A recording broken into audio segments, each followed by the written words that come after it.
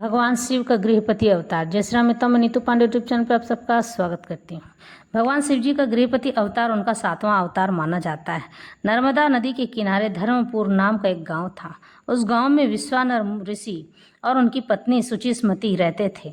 बरसों बरस बीत गए पर उन दोनों के दंपत्ति की कोई भी संतान नहीं थी। फिर विश्वानर की पत्नी सुचिस्मति ने अपने पति से अपने मन की बात कही। स्वामी, मेरा मन हो रहा है कि काश शिव जी के जैसा ही हमारा कोई तो पुत्र होता। विश्वानर मुनि ये बात समझते देर नहीं लगी कि अब सुचिस्मति को संतान की चाह सताने लगी है। विश्वानर मुनि तुरंत ही पत्नी की इच्छा पूर्ण करने के लिए काशी जी चले गए। वहाँ जाकर विश्वानर मुनि ने वीरेश लिंग की स्थापना की और घोर तप करने लगे। एक दिन विश्वानर मुनि को लिंग के अंदर बालक की छवि दिखाई दी। विश्वानर मुनि ने उसी बालक स्वरूप वाले शिवलिंग की आराधना की। फिर भगवान भोलेनाथ ने विश्वानर मुनि को आशीर्वाद दिया और कहा कि मैं तुम्हारी पत्नी सुचिस्मति के गर्भ से जन्म लूँगा। जब बालक हुआ तो ब्रह्मा जी ने उस बालक का नाम गृहपति रखा। गृहपति की आयु बढ़ने लगी। तभी देवर्षि नारद गृहपति के दर्शन करने के लिए पहुँचे तो विश्वानर और सुचिस्मति को कहा कि इस बालक को बिजली व अग्नि से भय रहेगा। विश्वानर मुनि और सुचिस्मति भयभीत रहने लगे।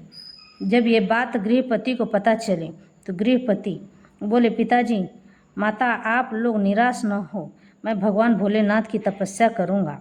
और गृहपति काशी जी भगवान भोलेनाथ की तप करने के लिए चले गए। वहाँ जाकर तप करने लगे शिवलिंग बनाकर। जब बहुत समय बीत गया तो भोलेनाथ इंद्र का रूप लेकर प्रकट हुए और कहा, गृहपति कहो तुम्हें क्या वरदान चाहिए। वरदान लेने से मना करते हुए बोले कि मुझे केवल भोलेनाथ ही वरदान दे सकते हैं। इंद्र बने शिवजी ने परीक्षा लेने के लिए उस बालक पर प्रहार कर दिए, पर बालक डरा नहीं। भोलेनाथ अपने असली रूप में आकर बोले कि मैं तुम्हारी परीक्षा ले रहा था। मैं तुम्हें वरदान देता हूँ कि तुम्हें कभी भी बिजली पानी से भय नहीं पड़ी रहेगा। वह जिस शिवलिंग की तुमने स्थापना की है वह अग्निश्वर शिवलिंग के नाम से जाना जाएगा। इस शिवलिंग के दर्शन करने पर मनुष्य अग्नि व बिजली के से भय मुक्त रहेगा।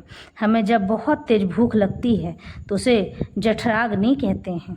इसमें भगवान शंकर की ऊर्जा निहित होती है, इसलिए हमें भोजन हमेशा ही सुपात्र और अच्छा करना चाहिए, क्योंकि हमारे अंदर की पेट की अग्नि भगवान शिव की शक्तियों से उत्पन्न होती है। आज के लिए इतना है।